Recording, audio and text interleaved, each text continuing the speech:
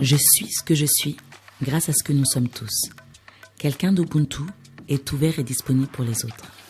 Soyez les bienvenus sur Ubuntu Love Podcast. Le but de ce podcast est de partager nos réflexions sur le couple. Notre croyance la plus profonde à Tanguy et moi est que l'Ubuntu Love peut aider les membres du couple à être épanouis jusqu'à ce que la mort les sépare. Hello la famille! Hello la famille! J'espère que vous allez bien, que vous avez passé une bonne semaine et que votre week-end jusque-là se passe également très bien. On est de retour. Tangela, Tanguy et Angela. Pour une nouvelle vidéo sur un autre thème. Quel est le thème du jour? Les langages de l'amour. On en parle souvent dans nos vidéos, du coup c'était bien qu'à un moment on se décide à aborder le thème complètement. Et on leur a promis, on vous a promis qu'on allait faire une vidéo justement pour en aller en parler sur les langages de l'amour. Et aujourd'hui, c'est quel jour? Le dimanche 14 février, le jour de la Saint-Valentin. Donc bon, déjà à la base c'est une chaîne d'amour, donc on est obligé de parler d'amour. Et encore plus là, le langage de l'amour, parce qu'on considère que c'est fondamental. Parce qu'on a une idée qui est de dire que si tu veux être heureux en couple, si tu veux être épanoui en couple, il faut que tu prennes soin de ton partenaire. Et le langage de l'amour, c'est l'outil qui permet de prendre soin de son partenaire. Oui. C'est ça la discussion qu'on a aujourd'hui. Et c'est ça ce dont on va parler aujourd'hui. Pour commencer, une petite définition.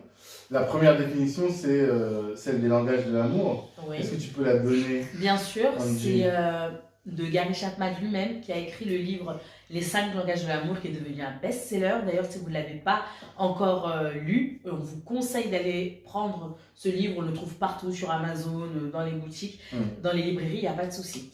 Alors, il dit lui-même, la définition du langage d'amour, c'est « Je suis convaincu qu'il est aussi important pour un mariage de maintenir plein le réservoir émotionnel que pour un automobiliste, de veiller au niveau d'huile de son moteur. Vouloir faire marcher le mariage avec un réservoir vide peut coûter plus cher que de rouler dans une voiture sans huile. » Ça n'a pas de sens.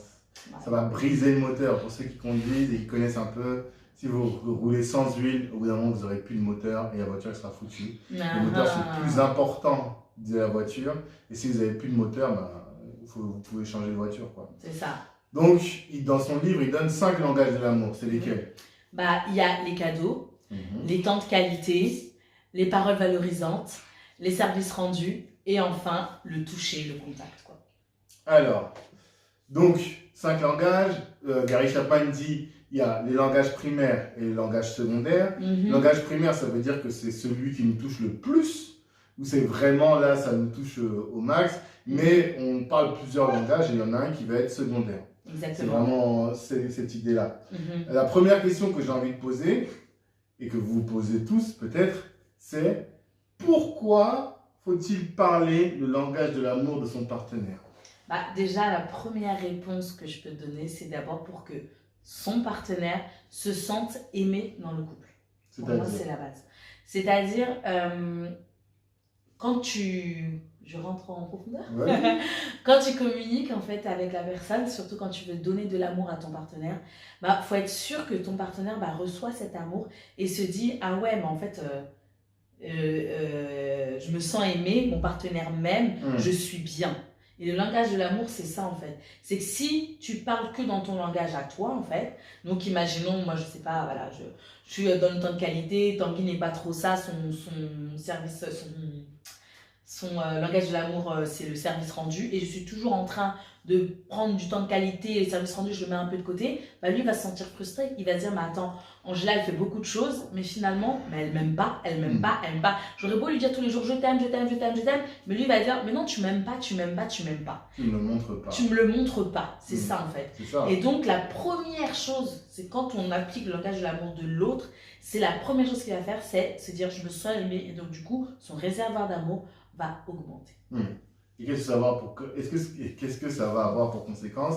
Toi, tu dis toujours que ça va lui permettre de s'investir dans le couple. Ouais, c'est ça. C'est-à-dire ça veut dire qu'il va pouvoir être concentré dans le couple, c'est-à-dire Quel exemple parlant je peux donner? Mais c'est vraiment, quand je dis qu'il est investi, que le partenaire sera investi dans le couple, c'est-à-dire lui-même, il va prendre des initiatives dans le couple, à dire, bah voilà, il faut qu'on fasse ci, tiens, dans la maison, il y a ça à faire pour les enfants, c'est ceci. Que ce ne soit pas toujours la même personne qui ait cette lourde responsabilité de tout gérer dans le couple et dans le foyer. Mais quand l'autre personne a son réservoir plein, eh ben, automatiquement, il a envie de faire des choses dans le couple. Il a envie d'embellir le couple. Il a envie d'être avec son partenaire, en fait. C'est ça. C'est vraiment ça. Et moi, je disais toujours aussi que le fait de parler des langages de l'amour, ça va faire en sorte qu'on se comprenne. Dans les relations de couple, mais plus largement dans les relations humaines, mais c'est beaucoup dans les relations de couple, ce qui fait que les gens, ce qui pose des problèmes, c'est souvent que les gens ne se comprennent pas. Ouais. On ne comprend pas pourquoi l'autre agit de telle ou telle manière, on ne comprend pas ce qu'il veut dire, et ça crée des frustrations et des difficultés. J'ai un exemple très simple, Angèle a dit, moi, un de mes langages de l'amour, c'est le service rendu. Je suis toujours en train de raccompagner les gens en voiture, d'aider les autres, parce que c'est comme ça que je témoigne de mon amour. Ouais. Et aussi, je dis toujours, quand Angela me rend un service, je suis tout de suite, je me sens tout de suite bien, quoi. Je raconte toujours cette histoire de, je vais encore la raconter. Oui, et c'est pas grave. Ce jour-là où j'étais dans le speed et tout le matin, et je suis arrivé, ma chemise était bien repassée, elle m'attendait. Enfin, voilà, à partir de là, j'ai senti et j'ai compris que je me suis senti aimé, vraiment. Ça m'a beaucoup touché, ça m'a fait beaucoup de bien. Donc, si Angela ne comprend pas ça, eh bien, elle va me brider, elle va m'empêcher de rendre des services aux autres. Quand des gens viennent manger à la maison et qu'à la fin, il faut les raccompagner, bah, si elle pense qu'à elle, elle va dire, bah non, laisse-les et tout, laisse-les prendre le train. Alors que moi, mon idée, c'est des gens que j'apprécie. Et si je les apprécie, bah, je vais les ramener. Et donc, elle va comprendre mon comportement et elle va comprendre pourquoi je serais frustré si elle me met une pression qui fait que je ne peux pas le faire. C'est ça un peu l'idée. Et donc, comprendre les langages de l'amour de l'autre, c'est comprendre l'autre. C'est vraiment cette idée-là. Et donc, il y a cette nécessité-là de permettre de comprendre. Il y a aussi, c'est que ça permet d'apaiser les colères.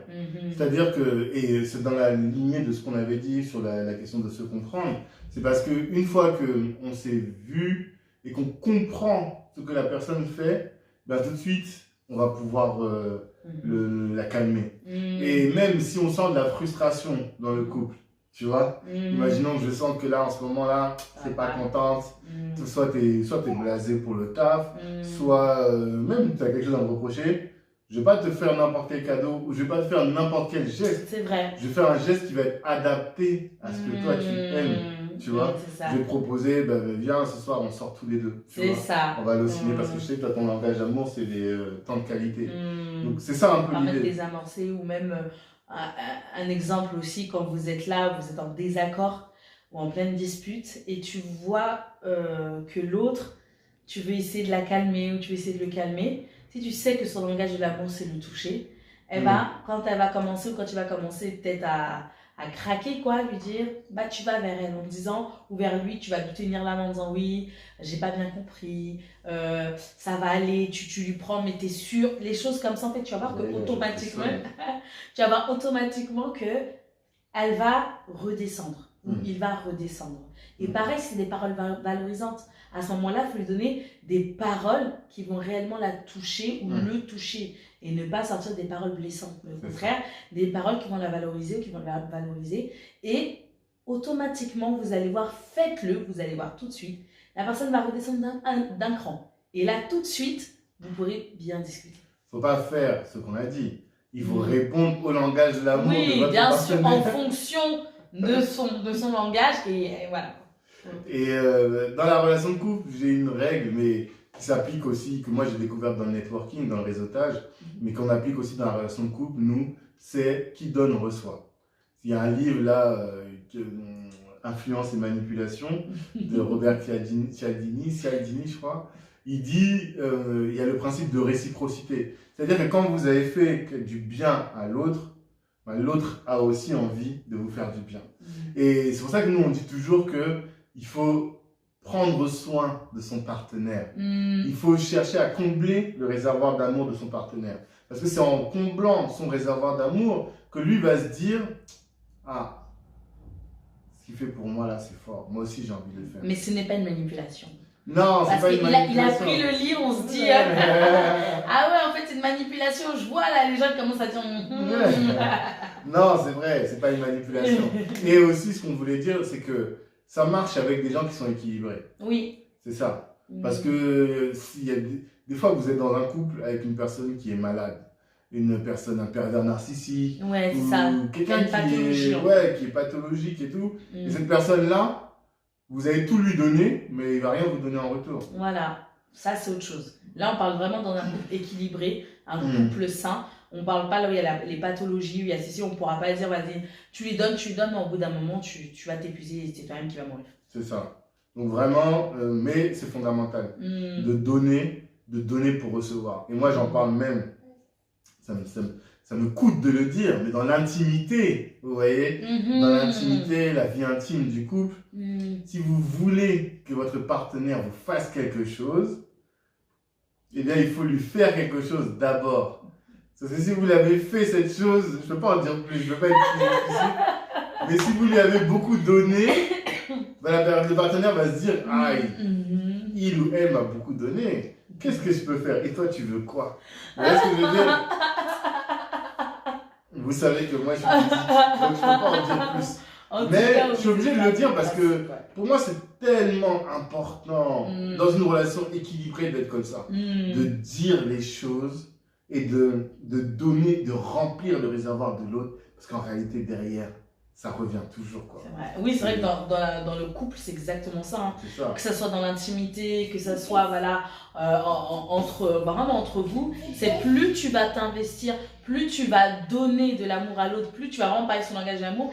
Et c'est naturel, l'autre a envie de te faire plaisir, l'autre a envie aussi que tu sois heureux comme lui.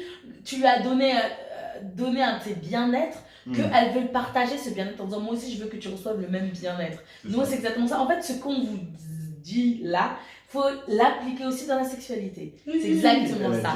Je dis le terme, tant mieux, il se cache, mais c'est ça. On est dans là. Mais il faut l'appliquer aussi dans la sexualité. Nous, on ne rentre pas vraiment dans les détails là, mais en privé, voilà, il n'y a pas de souci, on peut vous expliquer.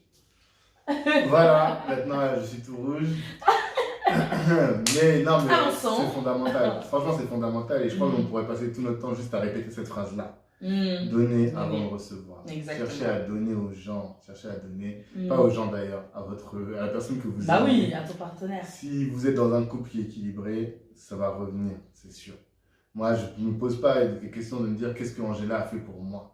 Je me dis toujours, mais qu'est-ce que j'ai fait pour Angela? Est-ce que j'ai pensé à elle? Est-ce que j'ai rempli son réservoir d'amour?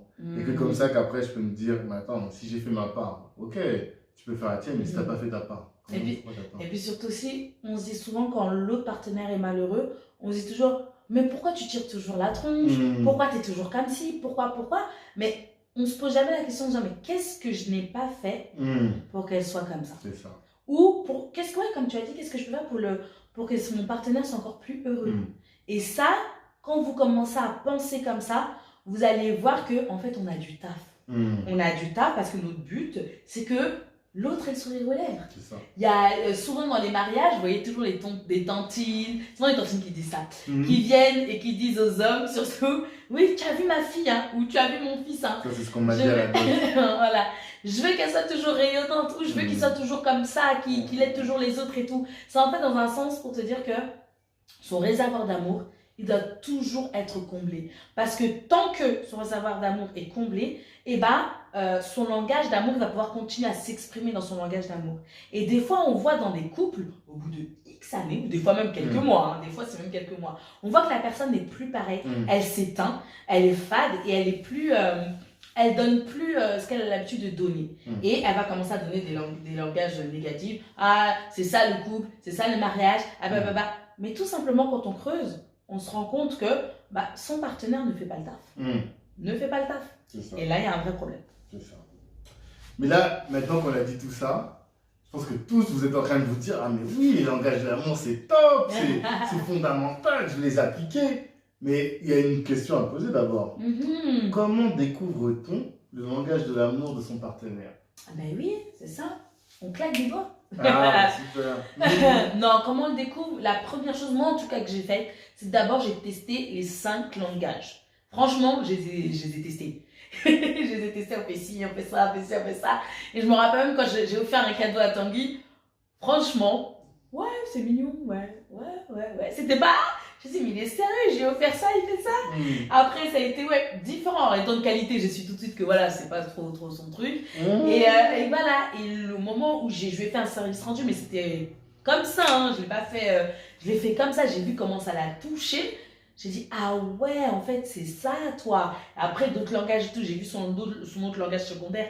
J'ai dit, ah ouais, c'est ça, en fait, t'es comme ça. Et c'est comme ça, en fait, une première technique que je peux vous proposer. La deuxième, qu'est-ce que tu peux dire, toi?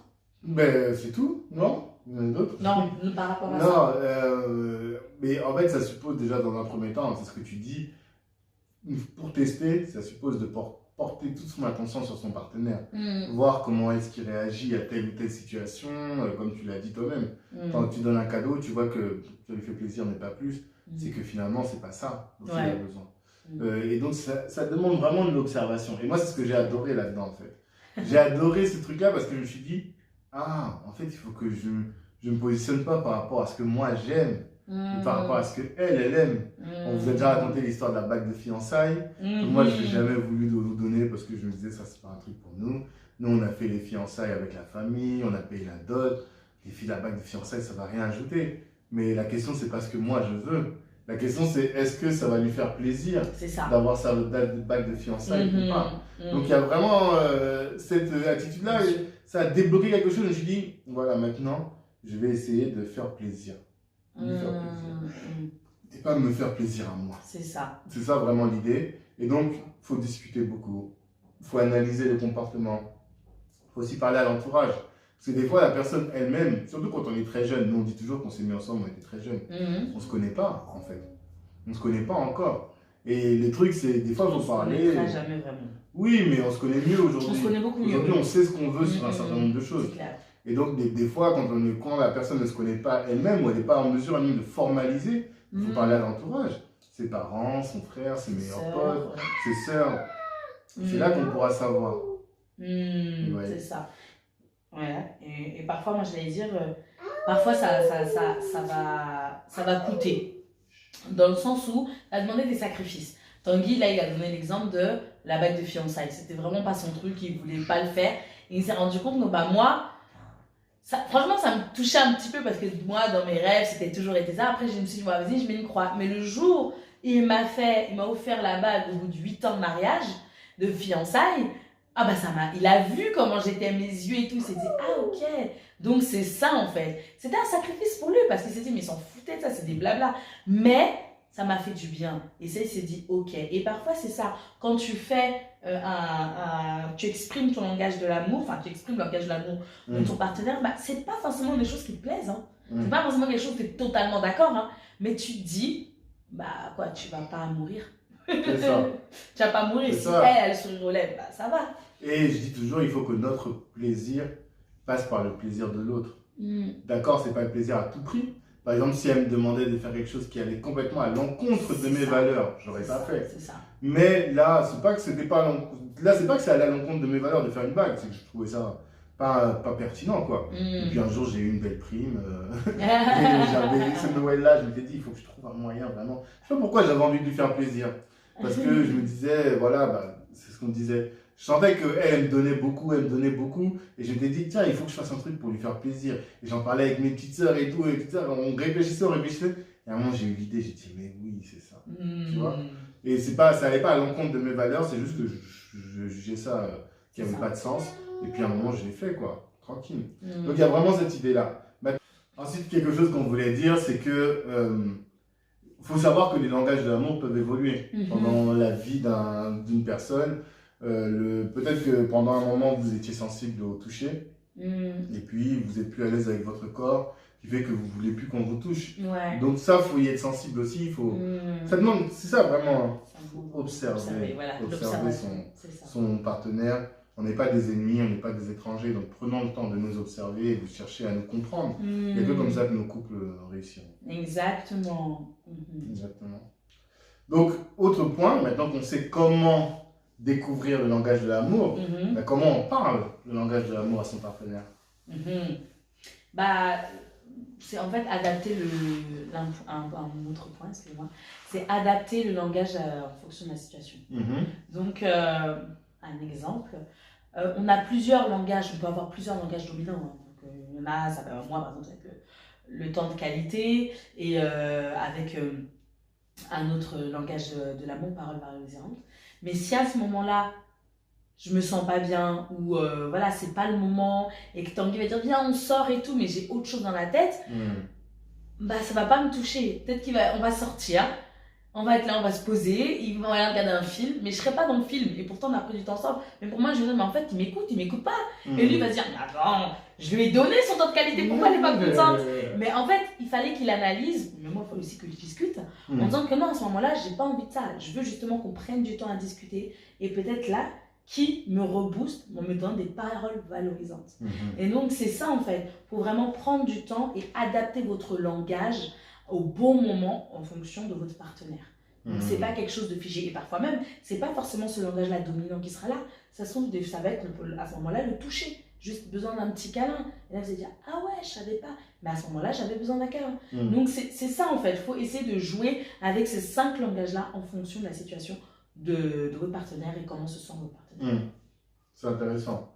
Et même moi, c'est un truc que j'avais à l'idée, c'est de dire que quand on parle le langage de l'amour de son partenaire, il faut aussi, ou bien quand on met en avant son propre langage de l'amour, il faut aussi qu'on intègre dedans le langage de l'amour de son partenaire. Oui. L'équation, elle est complexe, mais je vous donne un exemple.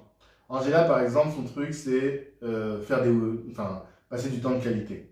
Et son temps de qualité préféré, c'est quand même quand on prend des week-ends tous les deux. Par an, 1 à 2 fois. Souvent, c'est pour notre anniversaire de mariage. Et ensuite, parfois, pour son anniversaire à elle, elle va organiser un week-end où on part tous les deux, on largue les enfants et tout, on part. Mais ça, à la limite, c'est son langage de l'amour. Et si c'est elle qui organise, d'ailleurs, moi, je lui ai dit, c'est ton langage de l'amour, mais voilà, organise, comme ça, moi, t'es sûr que ça va marcher. Mais quand elle fait ça, ça veut dire que moi, d'un coup, je pourrais être frustré. Donc, ça veut dire que, mais comme j'ai compris, on l'a dit tout à l'heure, j'ai compris que c'est son langage de l'amour et qu'elle va être bien, je vais le faire pour lui faire plaisir. Ça, c'est la première chose. Mais aussi, elle, vu qu'elle sait quel est mon langage de l'amour, elle va intégrer dans ce moment-là de qualité, des choses qui, moi, vont me faire plaisir. Exactement. Vous voyez un peu le truc? Et comme ça, tous les deux, on ressort de là, on est bien. Voilà. Parce que quand vous dites, on fait un week-end et on revient le week-end, on est bien. Moi, tout le temps, mes collègues me disent, mais quand tu reviens des week-ends avec ta femme, à chaque fois, on sent que tu es épanoui, que tu es bien et tout. C'est parce que c'était pas juste son week-end à elle, en réalité. Elle a fait en sorte que ce soit notre week-end à tous les deux. Et elle a pensé à nous faire plaisir à tous les deux. C'est ça, vraiment, l'idée. Donc, l'idée qui est derrière, c'est quand vous parlez, quand vous cherchez à mettre en avant votre langage de l'amour, ça peut arriver, eh bien, pensez à intégrer dedans le langage de l'amour de votre conjoint ou de votre conjoint ou de votre partenaire. C'est important. Et c'est là qu'on voit, en fait, le couple, en fait, l'unité du couple, parce qu'il y a le langage de l'amour de votre langage de l'amour et le langage de l'amour de votre partenaire. Et là, vous serez tous les deux comblés dans votre réservoir d'amour. Exactement. Et un autre point aussi, c'est que ça permet... Enfin, il faut être créatif dans le langage de l'amour. Ouais, c'est vrai. Moi, je le dis souvent, l'amour, pour moi, ça appelle la créativité. Je donne l'exemple, vous avez une passion. Ça peut être le dessin, ça peut être le chant, ça peut être la cuisine. Enfin bref, la danse. Vous connaissez votre passion. Et dans cette passion-là, tellement que vous aimez cette passion, vous allez commencer à inventer des choses, à créer des choses et vous allez être à fond dedans. Et pour moi, le langage de l'amour de ton partenaire, si sincèrement tu l'aimes, je parle vraiment, si sincèrement tu l'aimes, tu vas commencer à créer des choses pour le rendre heureux. Tu sais que son langage de l'amour, je sais pas, c'est des paroles valorisantes, tu vas commencer à lui parler d'une manière où tu sais, si je dis ça, si je fais ci, si je là, je sais qu'il va kiffer. Lui rendre service et ses services, tu vas le rendre service d'une autre manière. Tu sais que ça là, il va kiffer. Si c'est le toucher, tu sais comment faire. Si c'est le temps de qualité, tu sais comment faire. En fait, c'est vraiment, vous connaissez votre partenaire. C'est vraiment, il n'y a que vous. Et c'est pour ça que je dis souvent, enfin que je pense en tout cas souvent, le couple, quand vous mettez en couple, c'est pas acquis. Les gens pensent que ça y est, je suis mariée, c'est bon, tranquille, c'est acquis. Pas du tout, c'est jamais acquis. Et encore, on a une clé. Parce qu'il y a des filles qui ont peur que, le monsieur va aller de l'autre côté de gauche à droite, va regarder de gauche à droite et tout, les petites nouvelles et tout, j'ai peur qu'il me trompe. Bah, j'ai envie de te dire non, c'est toi qui as les clés, tu connais ton mari. Tu sais, sois créative et tu verras qu'il n'ira pas regarder à gauche, ni à droite. Ou au centre, ou en haut, ou en bas. Voilà. Il va regarder que vers toi. Ouais. C'est ça. En tout cas, ça c'était notre réflexion sur les langages de l'amour. En cette Saint-Valentin, on souhaite que vous ayez compris ça et que vous puissiez le mettre en œuvre dans vos couples pour être épanouis et que vous fassiez de l'Ubuntu Love. C'est vraiment notre dimension. Voilà un peu ce qu'on voulait dire pour conclure. L'idée qu'on avait, c'était de dire que il y a différentes saisons dans le mariage. Il y a vraiment dans la vie de couple différentes saisons, hiver, printemps, été, automne. Et chacune de ces saisons vient avec ses qualités et avec ses mauvais côtés. Mais pour passer et pour traverser ces saisons comme il le faut, pour les traverser au mieux, il faut utiliser le langage de l'amour. Ouais. Il n'y a que ça qui nous permettra de pérenniser notre vie de couple et de vivre de manière harmonieuse. C'est un outil qui est essentiel pour traverser les saisons du mariage. Il faut maîtriser ça. C'est ça. Mais les saisons du mariage, on vous en parlera dans la prochaine vidéo. Prochain épisode. Continuer. Exactement. Et en attendant, prenez soin de votre famille, de votre couple et de vous-même. Ciao, ciao. Ciao, ciao.